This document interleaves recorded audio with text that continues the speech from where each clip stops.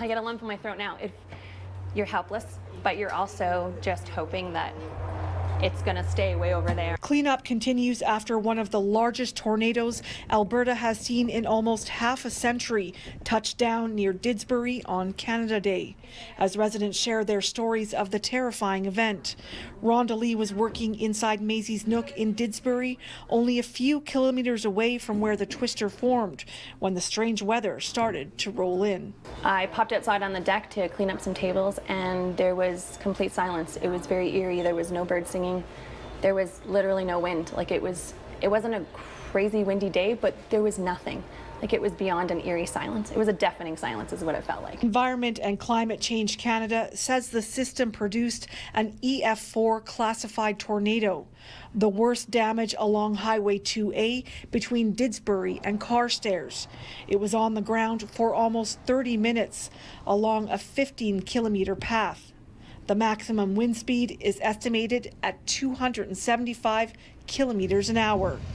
Damages have been surveyed by Environment Canada and the Northern Tornado Project. In collaboration, reviewed all the damages that they saw.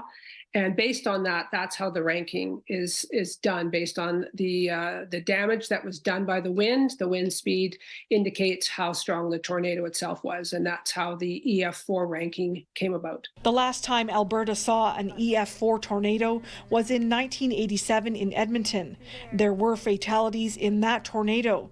This time, an alert sent to cell phones helped to warn of the incoming risk. The other difference is it went through a fairly sparsely populated area compared to the one that went through in Edmonton. I mean, that went through some heavily populated areas. So when that happens, then the probability that something, more injuries and deaths will occur goes up. People have been sharing their stories at Maisie's Nook, and Rhonda Lee says she has been trying to make things feel normal for those affected while showing that she cares. Because we're such a based community, like we have our town, but we have our family on the outskirts of town, so we just, a lot of praying was happening too, because we didn't know.